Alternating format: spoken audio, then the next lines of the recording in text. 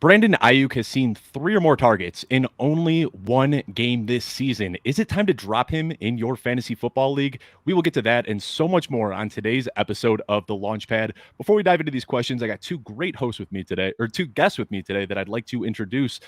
First of all, down at the bottom of your screen, I am joined by Jamey Eisenberg, who probably doesn't need any introduction, but over at CBS, somebody that a lot of people in the industry have looked up to for a very long time. Thrilled to finally connect with you, Jamey. Why don't you go ahead and introduce yourself, let everybody know what you've got going on. Yeah, no, Dave, thanks for having me on. It's been a while since we were trying to connect, so it's fun to be here, and fun to be here with you as well, Jessica.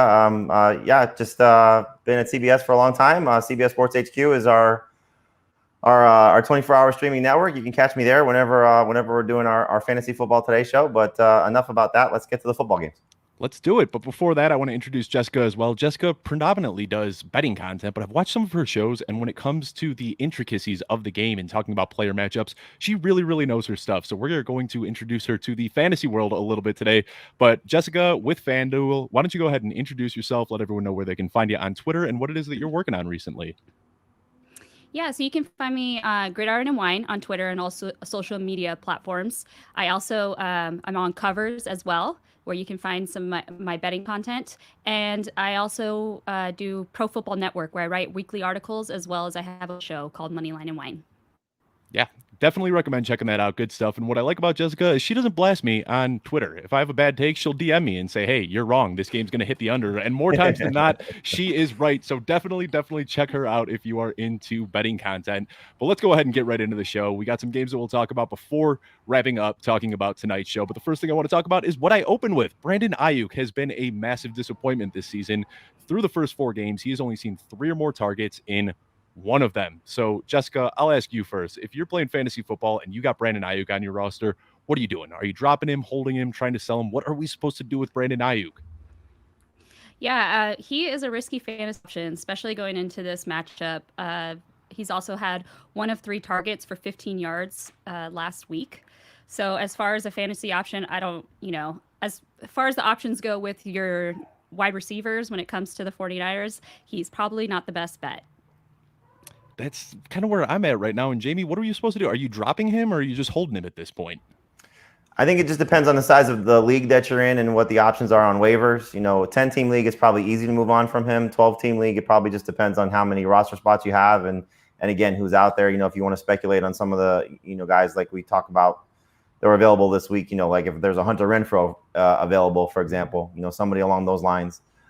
There's a change coming in San Francisco, so you never know how that can impact an offense. Trey Lance stepping in for Jimmy Garoppolo, for however long that potentially might be, with Garoppolo being sidelined once again in practice on Thursday.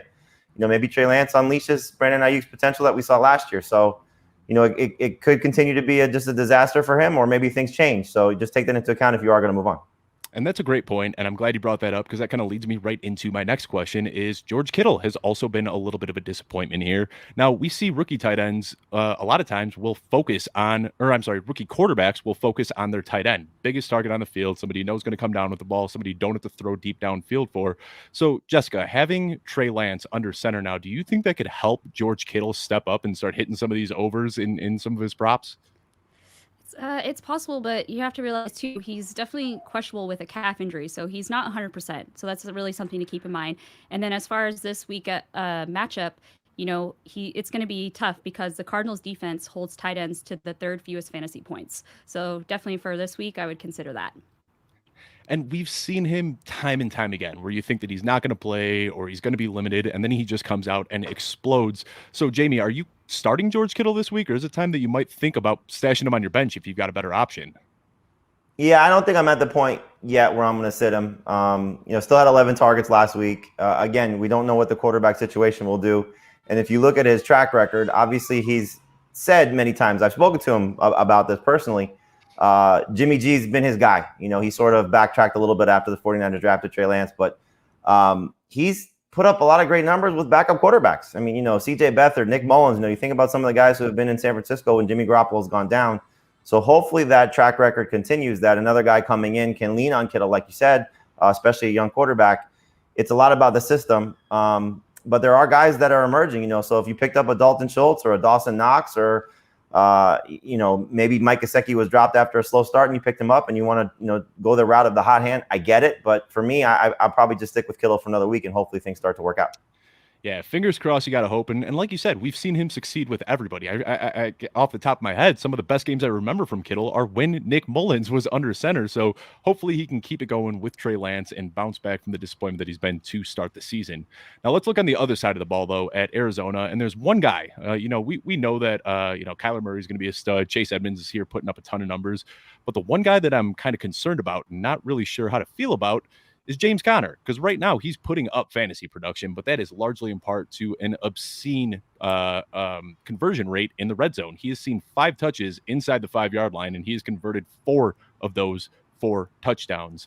So, Jessica, if you've got him in your fantasy league, what are you doing with him? Is he somebody that you're starting every single week and feeling confident about it, or are you hoping that you can pull one over on an owner and try to trade him away and get something right now?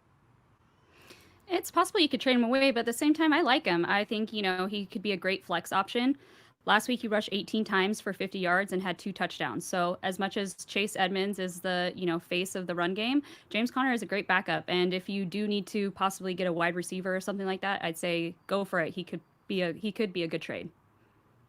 And then, Jamey, the last guy I want to talk about in this matchup is Deandre Hopkins, who is not the Deandre Hopkins we've seen for the last few years. His targets are down. He's just not doing what we expect Deandre Hopkins to do. A little bit of that has to do with AJ Green and Rondale Moore. But, are you expecting him to bounce back this week, or should we just start tempering expectations and kind of treating him as more of a wide receiver too going forward?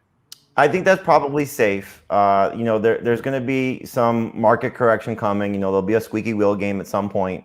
But this was kind of the fear when he went to Arizona last year was, Cliff Kingsbury likes to use multiple guys. They probably didn't have the level of talent around him. And, first year, how everything goes for a guy in a new environment. But now you're seeing AJ Green. It's been consistent, 6 targets every week. And then there's been a rotation of the second guy, Christian Kirk at times, Rondale Moore at times, Max Williams at times. Who would have thought that they would use a tight end? What Chase Edmonds is doing out of the backfield. Kyler Murray is spreading the ball around, and it's working for him. It's working for the offense. They're undefeated, clearly. So you just have to understand that this is kind of what this offense is, that there's just a lot of guys that need the ball, and he's just not going to see the same target share. So I think what you do if you're playing it smart is the minute he has one of these big blow-up games, the name still carries a lot of weight, is maybe you try and trade him. So if you need some running back help or you want to try and make a package and see if you can get a running back and a receiver for DeAndre Hopkins, it's not a bad move to try and sell him high if, in fact, he does have a good game. Don't trade him now because you're selling low, but I don't think we're going to get the same type of production that we got last year. And that's such a great point. We're almost quick to forget that heading into last season, everybody was fading DeAndre Hopkins because they expected him to not get the target share, and then he did. We should have paid attention to those offseason moves a little bit and known that AJ Green and Rondale Moore would be a little bit more involved because, for the people that spent a second-round pick on DeAndre Hopkins, that is tough to stomach right now, seeing that output. But let's switch gears right now. I want to talk about the Eagles and Carolina game. They're playing in Carolina. Right now, the Eagles are 3.5 point. Or I'm sorry, Carolina. Carolina is 3.5 point favorites, and the over/under on this game is 44.5. So we're expecting a pretty low-scoring outing. A lot of people heading into this offseason really pegged Jalen Hurts to be a breakout candidate. And right now, he is smashing expectations. He's the QB3 overall in scoring, but he's got a pretty tough matchup this week against Carolina. So obviously, you're starting him as a QB1. I don't think that he's done anything to make you think that you should bench him, but are you tempering expectations a little bit this week? Jessica, let's hear from you. Are you expecting a down week from Hurts, or should he just keep crushing it like he has been? He's definitely playing well. However, this is really going to be a tough matchup, especially going up against the Panthers defense, Sam Darnold especially. So if he's able to, handle that, then yes, I could see him putting up good numbers. And he has the rushing yards to boost his overall value too, going into this game. Yeah, so I think he's still going to be able to get the rushing yards, and that's what really helps his floor. But another guy that is putting up just incredible rushing numbers right now that is totally unexpected is Sam Darnold. So, Jamey, how are we supposed to treat Sam Darnold? Is he a guy right now that you're actively trying to ship off, or has Joe Brady just unlocked Sam Darnold? And do the people that got him in the last round of their draft or off waivers, do they have a bona fide QB1 on their roster now? I think they do. You mentioned the rushing. He's averaging nearly 9 fantasy points per game with his rushing numbers alone. Clearly, it's not sustainable. And I think it's 3, obviously the 2 last week, but I think it's 3 rushing touchdowns since Christian McCaffrey went down, 4 since he went down. So he had the 2 after McCaffrey's injury against Houston. So McCaffrey's probably coming back, so just take that into account. But 3 straight games of 300 or more passing yards. You said Joe Brady. He's never had a system like this, weapons like this, probably confidence like this. With the way the team is playing, and kudos to the Panthers for going for it. Making the move to get C.J. Henderson and Stephon Gilmore after losing J.C. Horn. So they're not backing down. They're going all in to try and make a serious playoff run. And I think a lot of that has to do with the way Darnold has played. So in this game, after this Philadelphia defense has shown time and time again how flawed they are, missing guys like Brandon Graham in their pass rush and the secondary not playing very well, I think Darnold's got a chance to be a very good quarterback this week. It's just a matter of how comfortable you feel benching the guy that you might have drafted. But for the people that waited on quarterback and settled on Ryan Tannehill, who may not have his guys, or Joe Burrow or Trevor Lawrence, those guys that were kind of in that 12 to 14 range in consensus rankings. Darnold is smashing those guys, and so he should absolutely be starting over those caliber quarterbacks for sure. Yeah, it is fun to see this from Sam Darnold because so many people had just written him off and acted like his career was over at 23 years old. So I'm happy to see him kind of, popping again. But the one thing about Sam Darnold that I expected in this offseason was that bringing him into Carolina would be a huge benefit to Robbie Anderson. Robbie Anderson led the Carolina Panthers in targets last year.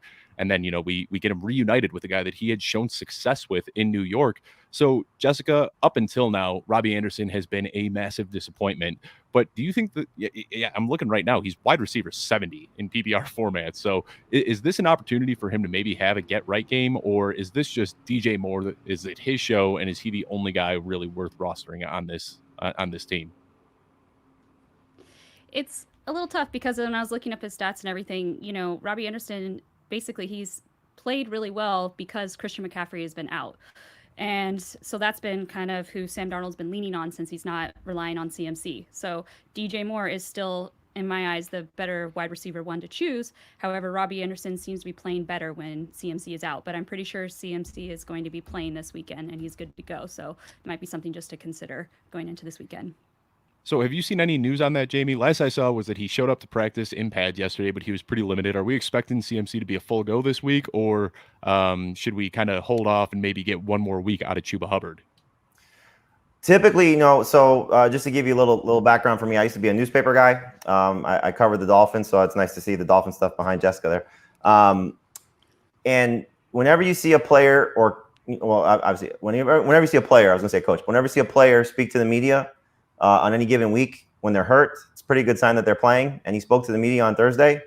And so seems as if he's going to be out there. It's just a matter of what capacity he's going to be out there. Is he going to be, full go? Are they going to limit his snaps? You heard Matt Rule kind of hint at that potential. I'm sure like most coaches, when they see their superstar player back there, they're going to want to lean on him as much as they can. So maybe it's 75% of the snaps, 65% of the snaps at worst.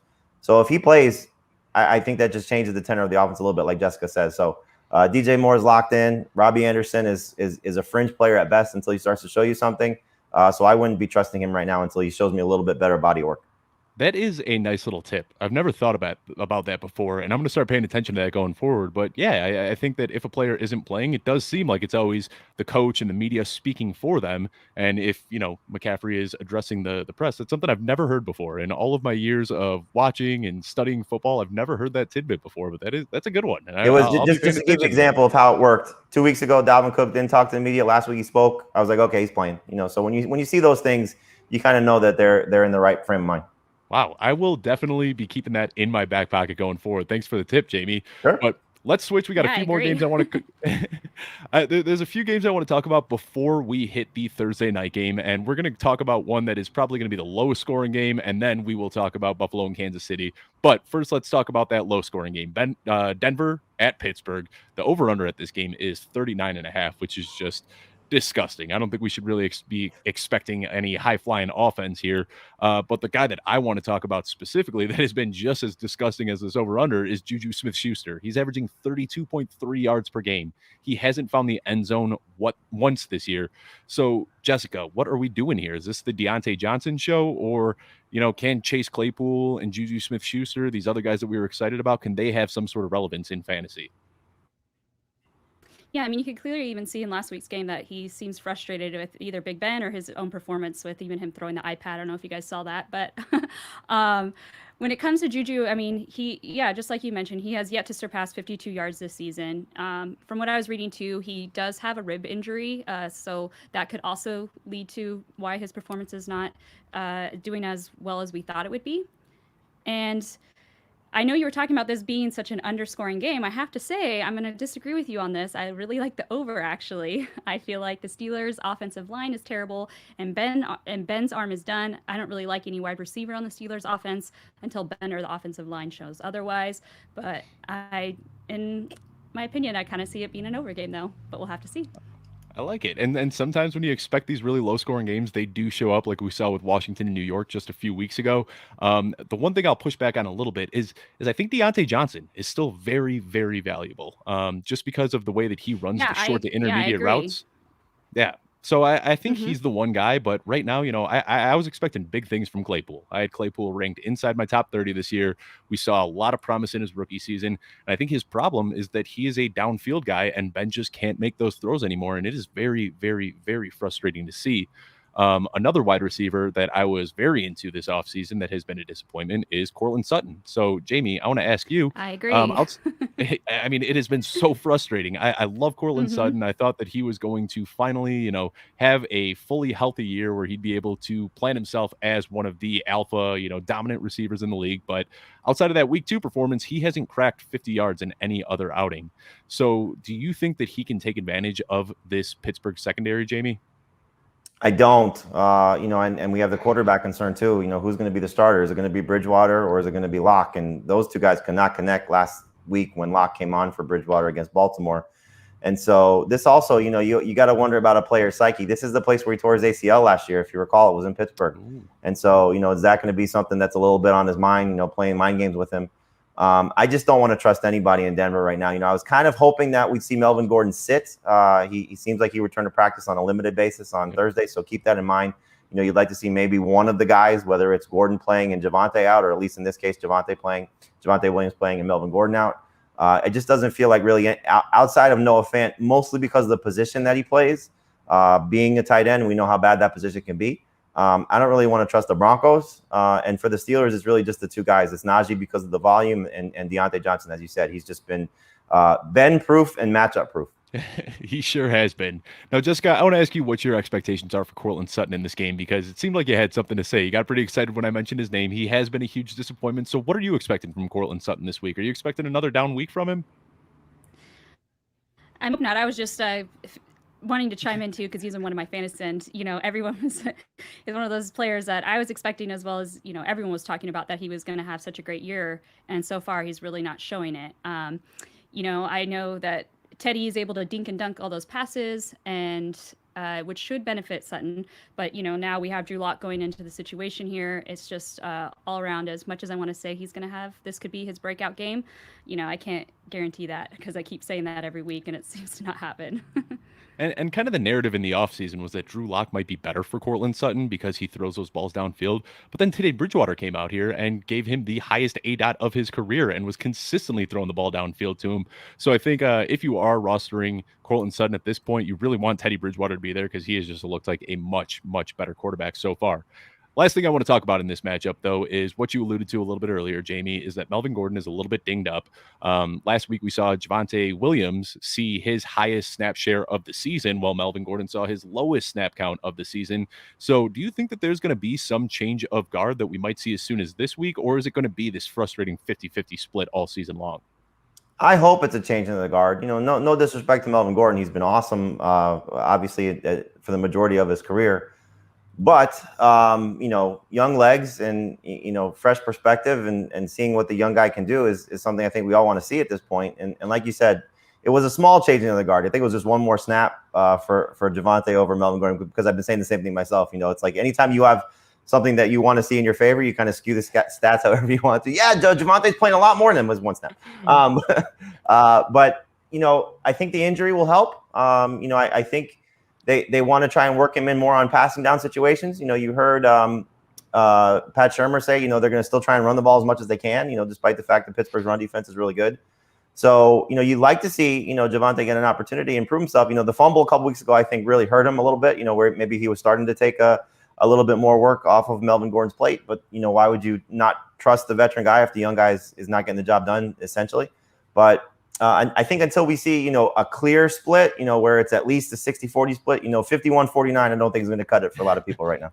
Yeah, there's nothing more painful than having a rookie running back on your fantasy roster and then seeing him fumble early in the season, because you know that it's going to take him a long, long time to get out of that doghouse. But let's move on to what I am considering, and I think most are probably in agreement here, is the game of the week. The Buffalo Bills go into Kansas City, and this should be just a great game to watch. Now, I'm expecting a lot through the air. You got two of the greatest quarterbacks in the league. You got Stephon Diggs, Tyreek Hill, Travis Kelce, all of these heavy-hitting pass catchers. But I'm wondering about Clyde Edwards-Helaire, and I'll ask you this one, Jessica. Do you think that he can stretch his 100-yard streak to 3 weeks this year, or do you think that this is just going to be a nonstop air attack throughout the entire game? Well, that's a little tough because he's going up against a tough defense. Their rush defense on the year is only allowing 3.2 yards per carry, which is the fourth best, and then only allowing 68 yards per game, which is also the fourth best in the league right now. So he's definitely had to put his workload in. However, it's a good chance that they're going to be probably throwing the ball a lot more. So that's what I feel like. So, Jamey, at this point, it feels like you have to plug in Clyde Edwards-Helaire because he's had back-to-back great weeks. But after week 2, there was a lot of people that were, talking about benching him or trying to sell low on him for whatever you can. Is this one of those where you might think about benching him in fantasy football, or is that just getting a little bit too cute with it? Look, if you picked up Damian Williams, I like Williams better than Clyde this week. We're going to find out tonight. If Alex Collins is starting over Chris Carson, that's a guy that was available. I would start him over Clyde. I'm not going to do it with Samaje Perine, so just to, tie in the 3, replacement options. But I could see people considering it. I think the thing about this game is, if you go based on the 2 matchups last year, they basically dared the Chiefs to run. The Bills did. And Clyde had a decent game in the first matchup and Daryl Williams in the playoff game. And so there's the hope if you're, in Clyde's camp, on top of the fact of what he's done on the ground. But he only has 2 catches each of the last 2 weeks. We know that they're not afraid to just get away from their running game. And aside from the 73-yard touchdown from Antonio Gibson, the Bills haven't given up a touchdown to a running back. So it's not an easy situation for him, even though they're home. As I'm sure Jessica will note, it's basically a pick 'em because they're giving the Chiefs the 3-point home field advantage. So they believe Buffalo can win this game. Vegas does.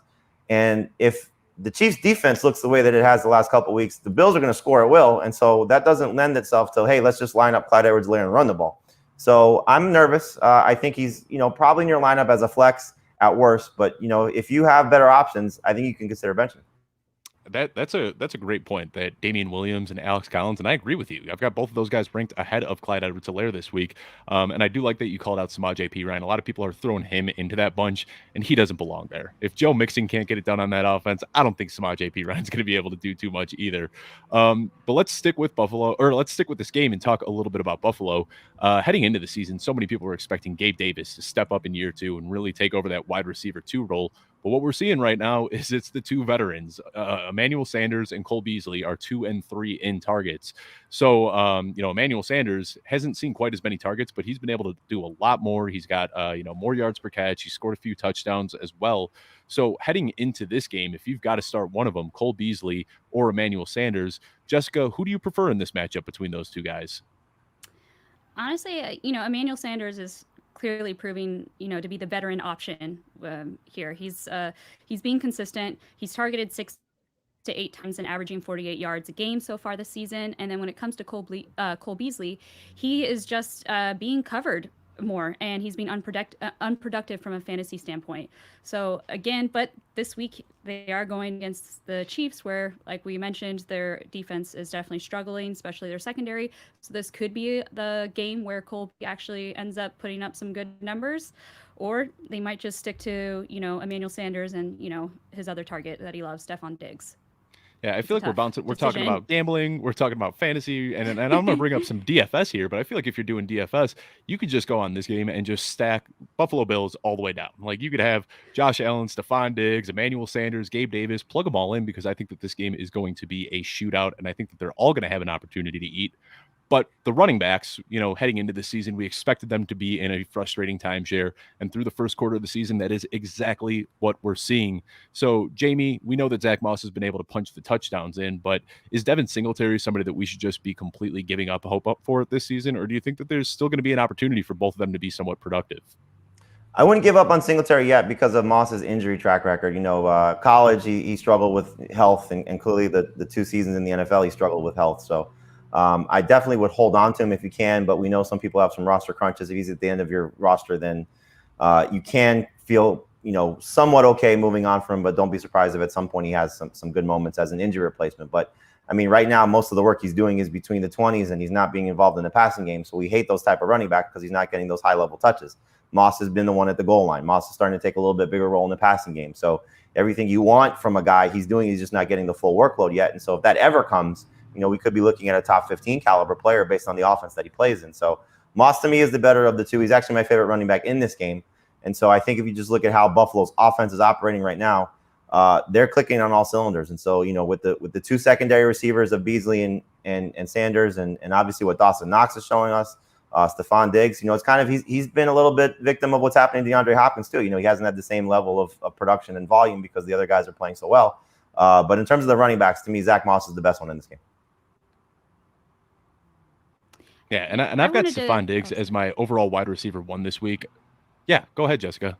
Sorry, I was just I know that you just mentioned Dawson Knox. I just wanted to say, yeah, I mean, look how well he played last week. He ended up being Josh Allen's one of his favorite targets, getting 2 touchdowns. So if you are looking for a tight end, or you have him, I think that he would probably be a great play, seeing as Cole Beasley is being covered a lot more and that he's leaning on Knox now.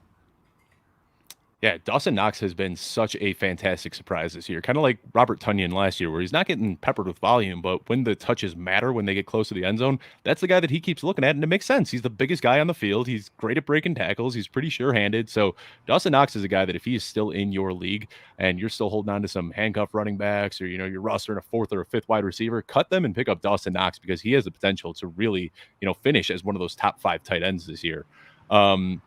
So before we move on to tonight's game, though, I do want to get predictions on this one. Like you said, Jamey, with the 3-point favorite, it's kind of a pick-em game here. So who do you think is going to win this game? And do you think that you hit the over or the under at that 56 and a half?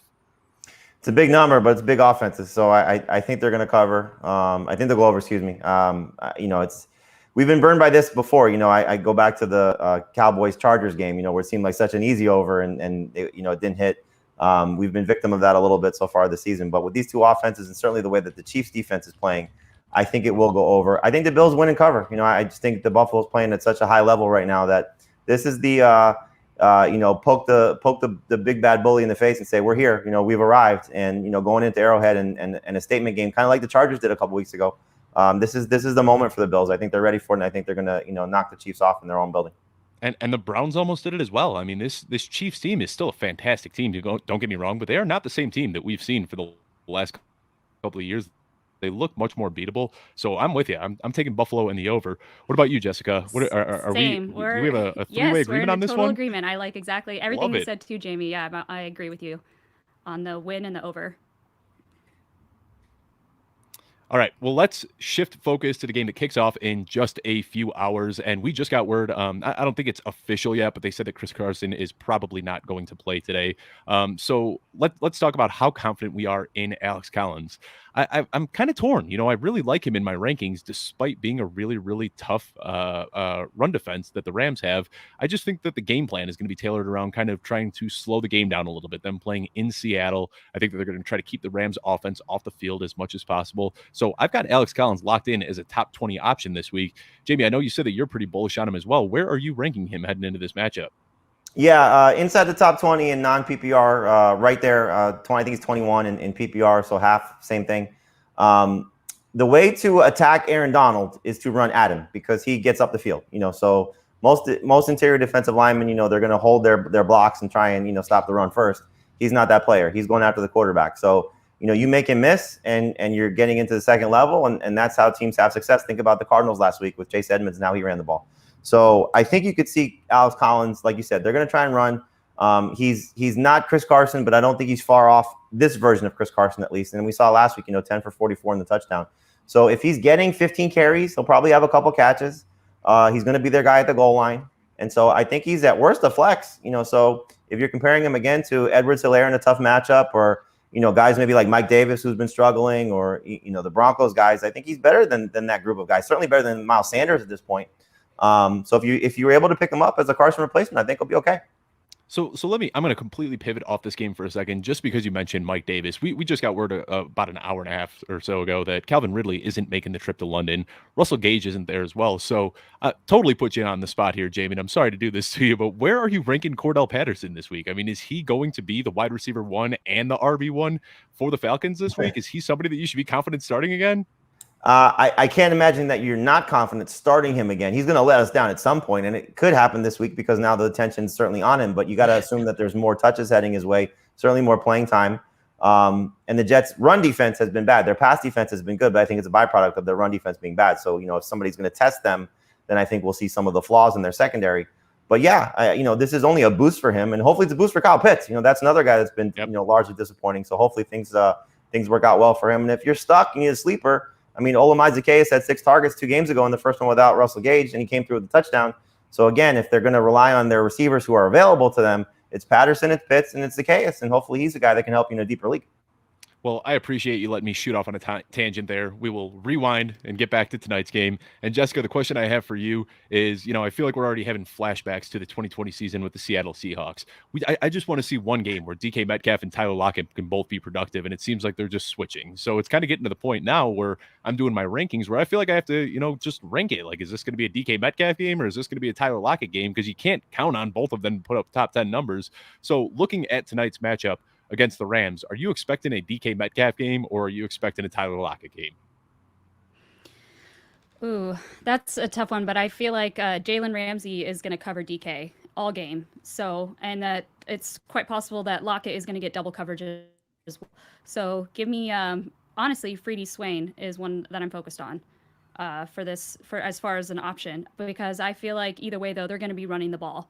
And just like you were talking about Alex Collins, I think that's like the best bet as far as any of your options for the Seahawks going into this matchup. I really like that call with Swain, and I think I might be putting down a touchdown score bet on that because I can see it. They are going to be drawing a lot of attention to Tyler Lockett. Jalen Ramsey is going to be all over DK Metcalf, and if they keep pounding the rock like that, it's going to cause the defense to cheat up a little bit, and Swain can really blow the top off the defense. So good call, Jessica. If that one hits, I'll make sure to give you props tomorrow. But Jamey, who are you thinking here? DK Metcalf or Tyler Lockett, or do you think that they could both struggle a little bit tonight? Well, it just depends because, we really haven't seen Ramsey play the same role that he's been in. He's been sort of in this roving safety role where he's kind of, just moving around the formation. And he hasn't been taking away, the opposing team's number one. So maybe they shift back to that and they get back to what he did last year where he made things tough on Metcalf. I would still lean toward Lockett just because of the big playability, especially DFS. If you're playing in the showdown lineups, whether it's FanDuel or DraftKings, he's the type of guy that will win it for you. Not that Metcalf can't, but we know that the blow-up potential is a little bit more in Lockett's favor. So I think he's due. The fact that he's not on the injury report this week where Metcalf was. Remember, Lockett, I think it was week 3, had he landed awkwardly, had the hip injury, and then he was on the injury report with a knee problem. And so maybe that impacted him going into week 4. But the fact that he wasn't on the report, I think, is a good sign. So he's always due for, one of these blow-up spots when you don't expect it. And so maybe when, Metcalf has scored 3 of his last 4, now we get back to being a Lockett game. Now, the other situation I want to talk about, and we thought that this was going to be kind of a similar situation in the offseason where we thought Cooper Kupp and Robert Woods were going to be kind of a wide receiver 1, A and B sort of scenario. But Matthew Stafford clearly loves Cooper Kupp, and Robert Woods has fallen down the pecking order a little bit. So, Jessica, I love the squeaky wheel narrative, and that's what we got this week with Robert Woods. Do you think that this is going to be a get-right game for Robert Woods where he can finally put up the numbers that we've been expecting from him? I mean, that's tough. I mean, he's held fewer than 50 yards in all but one game this season where, Cooper Kupp, he's been the star of the show. I mean, clearly him and Matthew Stafford have an amazing love connection there. I mean, he's just the targets and just their chemistry has just been amazing to watch. So again, this could be the game that Robert Woods actually shows up and, plays extremely well, but it's a tough call. Yeah. And I don't think that there's anybody in Seattle's secondary that can really cover Cooper Kupp. So a lot of people are hoping that Robert Woods is going to bounce back, but this is another game where I could see Cooper Kupp just going for 150 yards and a couple touchdowns. Jamey, is that kind of how you're feeling, that this is going to be another Cooper Kupp game and Robert Woods is going to continue to struggle, or does Robert Woods kind of show up a little bit in the box score this week? I'm glad you mentioned the squeaky wheel thing. First off, Jessica, it's not a love connection between those two. It's a breakfast connection. You know, Stafford and Cooper Kupp have breakfast together. Robert Woods better, try and work in lunch or dinner with his quarterback and get some of that love as well. If you go back to prior to week 3, Sean McVay said, it's on me to get Deshaun Jackson going. And in week 3, Deshaun Jackson goes for 120 and a touchdown. And then you come into this week and Sean McVay says, it's on me to get Robert Woods going. So not only is he aware of his wide receiver not being happy, he's basically telling you what he's going to do. And so if there is an opportunity for him to get going, like you said, the Seattle secondary is a train wreck. And so Matthew Stafford should have every opportunity. I think Carlos Dunlap's banged up as well, so one of their pass rushers. So the time should be there for him to connect with Woods. He knows he has to get Woods going. Woods has typically gotten off to some slow starts as well. So this is kind of par for the course. It's nice that he's gotten you at least a couple touchdowns along the way. So I think there's a big opportunity for Robert Woods. If you're playing, if you're into props, I believe it's a plus number. I think it's plus 105 to him going over 5.5. At least that's what it is at the Caesar Sportsbook. So I would play the over on that. I don't know what his yardage reception is for tonight as well, but I would probably look at the over there. I think it's in the 60s. Anytime touchdown, I think this is a Robert Woods game. I don't think it's not a Cooper Kupp game, because I think every game is a Cooper Kupp game. But as we've seen, Van Jefferson and Deshaun Jackson and Tyler Higbee, they've all been involved in the fun. So this could be a good game for all the Rams just based on the Seattle defense. Great insight there with him last week saying he was going to get Deshaun Jackson the ball and then getting it to him and then saying that about Robert Woods. Love that. And this really might be your last opportunity to buy Robert Woods, because if he shows up with a vintage Robert Woods performance, people are going to be valuing him as a high-end wide receiver too again. So if you want to get him, you might have to put those offers out and hope to work out a deal within the next couple hours, because that window could close just this evening. Last guy I want to talk about on the Rams and in this game and for this show in general is Daryl Henderson. He is an absolute workhorse, and people thought there was going to be a timeshare with him and Sony Michel, but it has been the Daryl Henderson show. On a per-game scoring in PPR right now, he is the RB10. I've got him, finishing the season as an RB1, but do you think he does it this week, or do you think that the Rams just attack Seattle's secondary and don't really run the ball too much? Jessica, what are you expecting from Daryl Henderson? I expect him to have a great game this week. The Rams love to run the ball, and Sony may show up later, but it doesn't. I don't know if the offense well enough. So I don't feel like he knows the offense well enough. So I feel like he's going to have a great game. Again, he's going up against a depleted defense in the Seahawks. So if you have him, I think he's going to have a great game this week. Or I guess tonight, sorry. I am with you. I can't believe it. It's always, when I'm doing the show, I always forget that, when we wrap up, I got 2 hours to kill and then football. So I'm very excited about that. Before we sign off, though, let me get predictions for tonight. This one is also extremely close. Rams are 1.5 point favorites. The over-under is 54.5. So are you guys taking the Rams or the Seahawks? And are you taking the over or the under? Jessica, what do you got tonight? I am taking the Seahawks. And I'm also taking the under. I think it's just they're going to be running the ball a lot on both sides of the ball. And, as the Seahawks are due for a win. And we are due for some primetime unders. Yes, exactly. So, Jamey, who do you have tonight? Are you taking the Rams or the Seahawks? I have the Rams. I also have the under also. But I think, the Rams got punched in the mouth last week. I think they get off the canvas and, fight back a little bit. Seattle coming off a big win against San Francisco, so I think they're due for a little bit of a letdown. But I think it's a close game, but I still think the Rams are going to pull it out and cover. And but I do think it's going to stay under the total. Yeah, either way should be a great game tonight. I am very excited for that one. Jessica, what's up? I was just going to say, sorry, I wanted to clarify that it's a 6.5 point teaser I'm taking on it. So with the Seahawks winning and then the under. All right. I like it, and I can see it happening. Like we've seen just every primetime game right now has been, nail biting and high scoring. I feel like we're due for, a game hitting the under in a blowout, and that could very, very likely happen tonight. Before we sign off, I want to give you guys each one opportunity to plug everything that you're working on right now. So Jessica, tell everyone where they can find you on social media, what articles you're working on, what shows you're hosting, and all that fun stuff. Yeah, so you can find me at Gridiron Wine on all social networks. And then I work for Pro Football Network, where I write weekly articles, as well as I have a Moneyline and Wine show. I also do content for FanDuel, which you can find all of that on Twitter. And then I also do betting content on Covers. Definitely check all of that out. Jessica is putting some great content out there. Jamey, let everyone know where they can find you as well before we sign off here. Yeah, you can check us out, CBS Sports HQ. It's our 24-hour streaming network. We have our Fantasy Football Today show, noon Eastern, Monday through Friday, 10 a.m. on Sunday for 3 hours up until kickoff. We'll be at 9 a.m. on this Sunday, so it'll be a long day with the London game. And then our Fantasy Football Today podcast, you can find it wherever podcasts are available. Yeah, these are fun Sundays. I mean, out here in Colorado on Mountain Time, I get to wake up at 6:45 in the morning, start my pot of coffee, and watch football. It doesn't get much better than that. But I want to thank you guys both so much for the time today. Thank you to everybody that tuned in. I will see you next Thursday at 4 p.m. Eastern on the Launchpad every single week. Appreciate you guys making the time. Thank you.